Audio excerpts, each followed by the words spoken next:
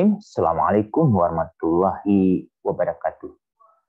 Pemirsa Layak TV, ayahanda dan bunda, alhamdulillah kita masih diberi kesempatan oleh Allah untuk berbagi informasi.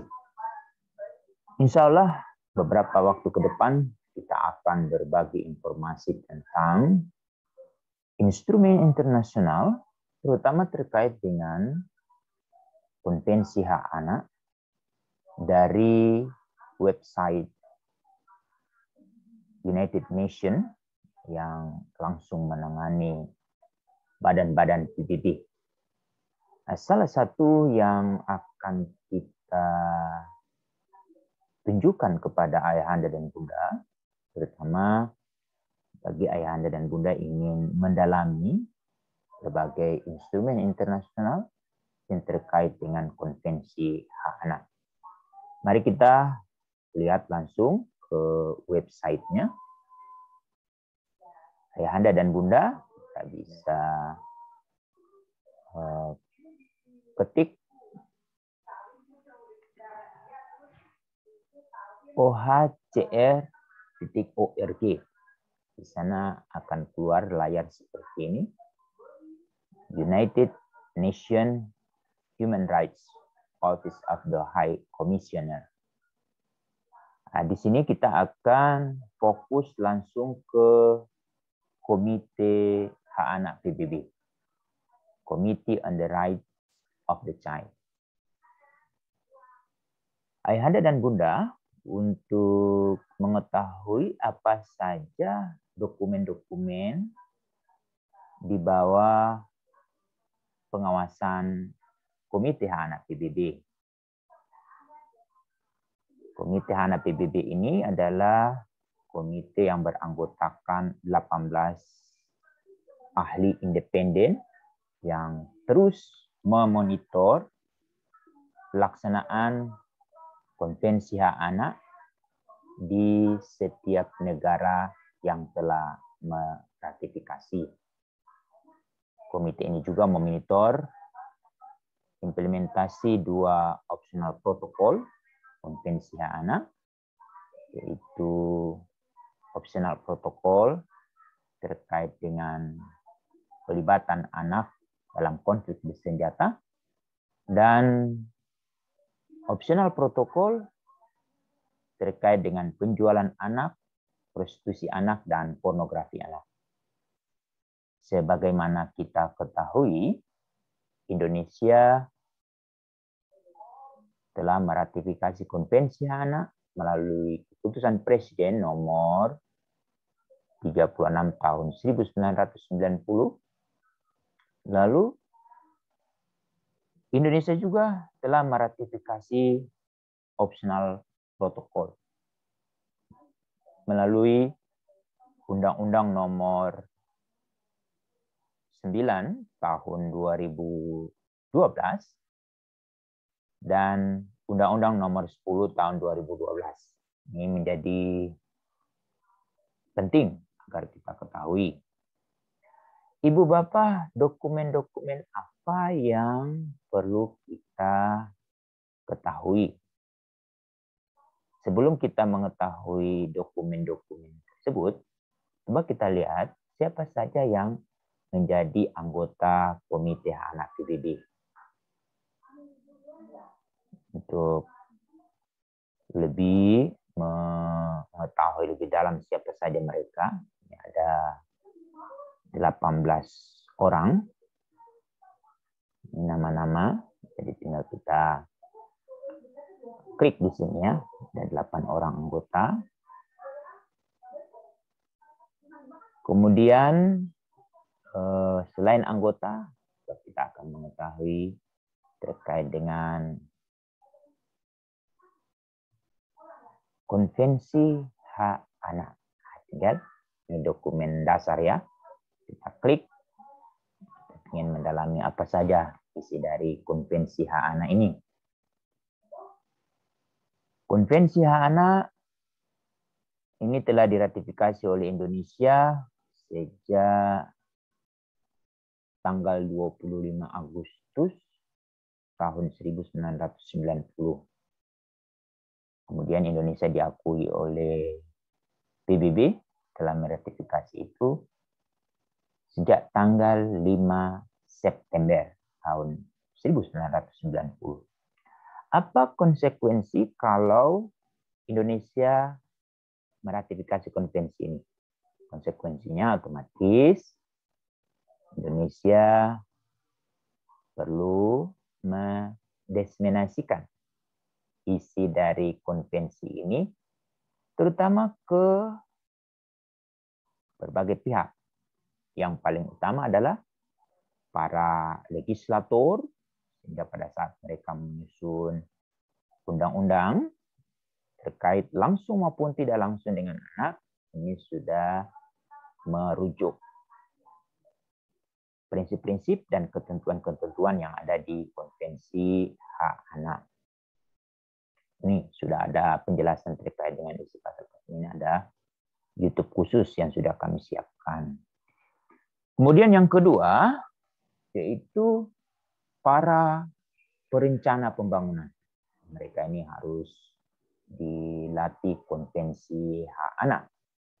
Lalu kemudian mereka yang ada di bagian pelaksana. Pelaksana ini bisa kita identifikasi ada dari tenaga kesehatan atau medis,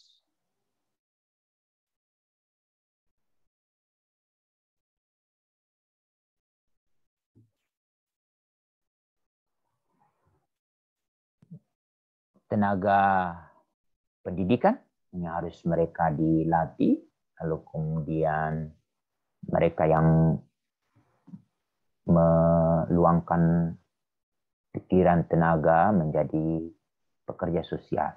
Ini semua ayahanda dan bunda mereka perlu dilatih.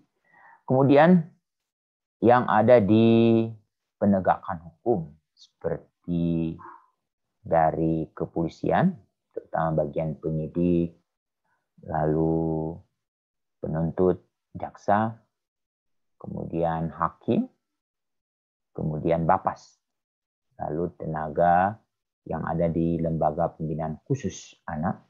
Ini mereka semua harus dilatih konvensi hak anak. Itu konsekuensinya. Lalu siapa lagi yang harus dilatih? Yaitu mereka yang bekerja sebagai auditor. Ibu Bapak, auditor ini memang menjadi sangat kunci karena mereka sangat berperan untuk memastikan apakah program yang sudah dilaksanakan oleh kementerian atau lembaga teknis itu sudah sesuai dengan dokumen perencanaan, kemudian menggunakan anggaran yang sudah sesuai dengan anggaran yang ada, tidak ada yang disalahgunakan, kemudian oleh memastikan apakah produk yang dihasilkan itu benar-benar ramah anak. Lalu yang terakhir, otomatis yang bekerja dengan dan untuk anak ini sudah terlatih konvensi hak anak. Di sana kemudian akan terlihat apakah mereka yang bekerja di dalam penanganan atau dalam mengembangkan program-program yang sudah ada, yang akan menghasilkan baik itu dalam bentuk jasa maupun produk, itu benar-benar memiliki kompetensi yang menjadi poin penting. Ini tugas dari para auditor atau para inspektorat. Kemudian yang juga perlu terpapar mengenai informasi konvensi anak ini adalah orang tua. Jadi poin penting keluarga, anggota masyarakat, lalu para tokoh budaya, karena mereka diyakini menjadi para pihak. Nah, hal ini kita dapat merujuk kepada dokumen konvensi hak ini. Ya. Di preambul ini dapat kita lihat bahwa konvensi anak ini tidak dapat terlaksana secara baik apabila tidak melibatkan masyarakat. Ini dokumen pertama. Coba lihat ya. Kemudian konvensi hak anak ini ada dokumen lanjutannya, yaitu optional protocol. Ya, optional protocol, the Convention on the Right of the Child on the Sale of Children, Child Prostitution, and Child Pornography.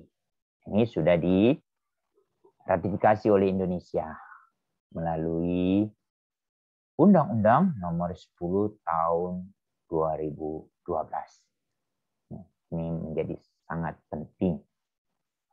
Konvensi ini menekankan jangan sampai anak-anak itu menjadi korban penjualan, korban prostitusi, dan korban pornografi.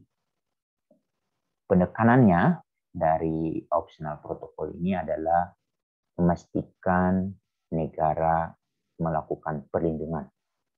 Ini otomatis diawali dengan berbagai program pencegahan, ya. Ini Indonesia sudah meratifikasi dengan catatan harusnya setelah diratifikasi 2 tahun kemudian Indonesia harus melaporkan. Itu tepatnya pada tahun 2014. Namun sampai tahun ini 2021 Indonesia belum melaporkan. Ini juga perlu harus diketahui oleh ayahanda dan bunda, kenapa Indonesia belum melaporkannya. Kemudian yang kedua terkait dengan optional protocol to the Convention on the Right of the Child and the Involvement of Children in Armed Conflict. Ini pelibatan anak di dalam konflik bersenjata. Ini tidak dibenarkan dan tidak dibolehkan. Indonesia sudah meratifikasi melalui Undang-Undang Nomor 9 Tahun 2012. Di dalam undang-undang tersebut, Indonesia sudah menyampaikan bahwa kita memiliki undang-undang tentang TNI yang secara tegas menjelaskan atau ada ketentuan terkait dengan bahwa yang direkrut menjadi Tentara Nasional Indonesia itu di atas usia 18 tahun. Ya, bukan anak lagi ya. Itu menjadi poin penting karena Undang-Undang Nomor 23 Tahun 2002 yang dimaksudkan dengan anak adalah mereka yang berusia di bawah 18 tahun termasuk di dalam kandungan. Jadi yang direkrut menjadi anggota militer itu di atas usia 18 tahun. Clear ya? Kemudian ada satu optional protokol yang sampai hari ini belum diratifikasi oleh Indonesia. Indonesia sudah mulai membuat kertas kerja otomatis. Ini optional protokolnya, ini nanti kita bisa lihat ya. Lalu kemudian ada beberapa prosedur yang juga harus diketahui sebagai dokumen ya. Rule of procedure apa saja yang ada di sini. Ini juga kita bisa baca. Ambil dokumen ini. Kemudian aturan tentang OPIC juga ada. Rule of procedure under the optional protocol to the Convention on the Right of the Child on a Communication Procedure. Ini terkait dengan optional protokol yang ketiga ya. Kemudian metode kerja Ini ada metode kerjanya juga, dokumennya perlu kita baca. Ada metode kerja, working methods, terus ada metode partisipasi anak di dalam kegiatan sehari-hari. Sudah. Terus ada metode partisipasi anak di dalam penyusunan laporan komite. Kemudian metode kerja untuk membangun kesepakatan dengan anak melalui komunikasi. Ini terkait dengan optional protokol yang ketiga ya. Kemudian ada metode kerja terkait dengan optional protokol. Ini dokumen dasar yang harus bagi mereka yang bekerja dengan anak, dan untuk anak ini perlu memahami, terutama ibu bapak yang ada di anggota legislatif, yang ada di bagian programmer, pelaksana program, dan para auditor. Lalu dokumen yang penting juga itu kalau kita ketahui tentang general comment. Apa saja yang ada di general comment menjadi penting. Kita ambil general comment. General comment sekarang ada 25. Ini juga menjadi dokumen yang perlu kita adaptasi, yang perlu kita translate ke dalam bahasa, terutama kita yang telah meratifikasi konvensi ini akan memudahkan bagi mereka-mereka yang bekerja dengan dan untuk anak untuk memahami setiap pasal-pasal yang ada di konvensi hak anak, terutama terkait dengan prinsip-prinsip dan ketentuan. Kita coba lihat ada 25 dokumen. Kita aktifkan ini supaya jadi besar ya. 20 dokumen itu, yang dokumen pertama itu adalah General Comment nomor 1 tentang tujuan pendidikan. Di ini nanti coba suatu waktu kita akan bahas ya General Comment ini satu demi satu, sehingga kita memiliki pemahaman yang sama terkait dengan apa yang ditekankan oleh Konvensi Anak di pasal 29, yaitu tujuan pendidikan. Kemudian General Comment yang kedua terkait dengan peran lembaga hak asasi manusia nasional yang independen dalam melindungi dan memajukan hak-hak anak. Ini General Comment number 2, the role of independent national human rights institution in the protection and promotion of the right of the child. Jadi penting kita harus baca agar kita tahu itu apa peran-peran dari Komite Hak Anak PBB, lalu yang paling penting peran lembaga independen hak asasi manusia di Indonesia. Kita catat ya, ada Komnas HAM. Kenapa Komnas HAM harus mengurus anak? Karena di Undang-Undang 39 tahun 99 itu ada satu bab khusus membahas anak. Lalu kemudian yang kedua, KPAI, Komisi Perlindungan Anak Indonesia. Itu adalah lembaga hak asasi manusia independen yang terus memastikan ada perlindungan dan memajukan hak-hak anak. Jadi promotion. Kemudian General comment yang ketiga, hak anak, HIV/AIDS dan hak anak. Ya, ini juga menjadi penting ya.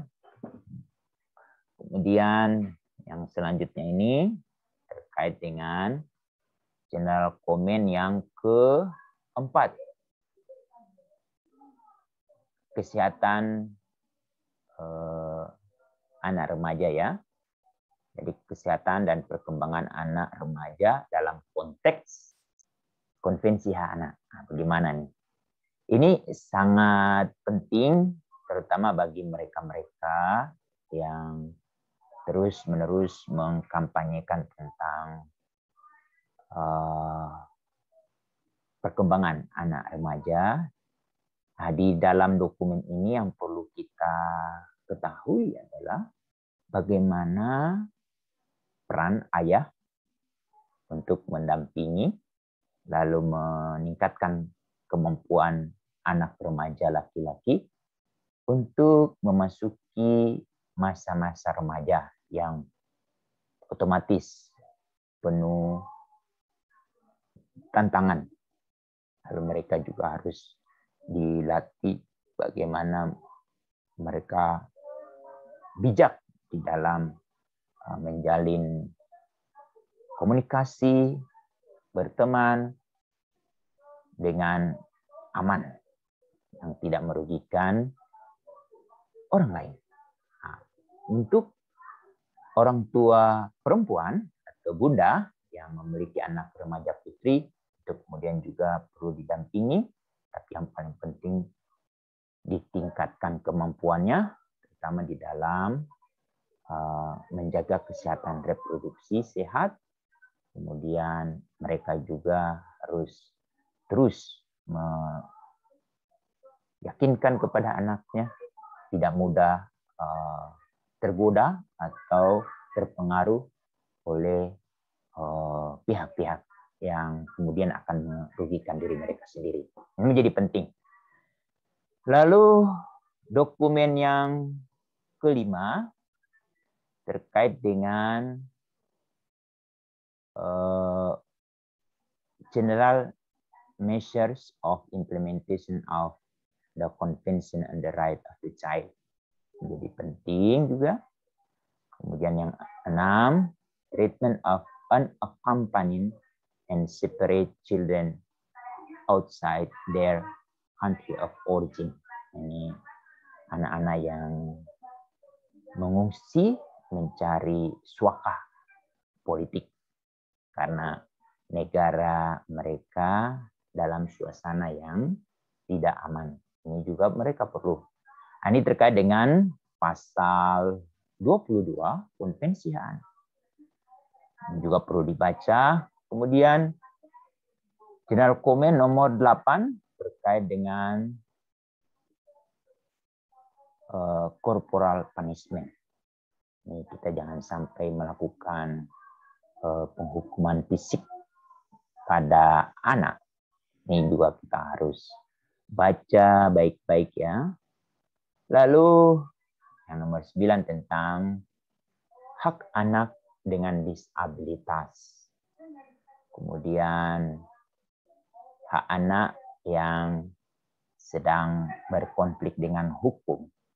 Kita sangat diuntungkan ya dengan adanya Undang-Undang nomor 11 tahun 2012 tentang sistem peradilan pidana anak. Nah, ada baiknya bagi mereka yang ingin mendalami ini perlu. Ya. Lalu kemudian General Comment nomor 7 ini terkait dengan pelaksanaan hak anak di usia dini.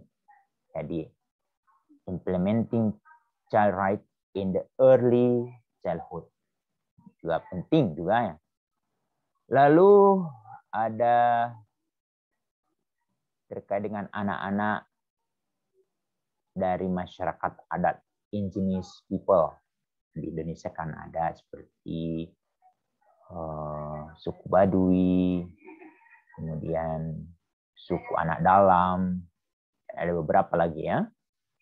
Ini perlu mereka yang bekerja dengan anak di kelompok-kelompok minoritas dan terisolasi untuk membaca dokumen ini menjadi sangat mudah kalau kita.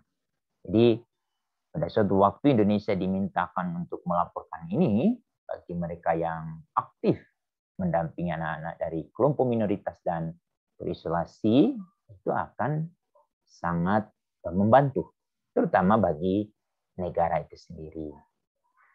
Kemudian terkait dengan kebebasan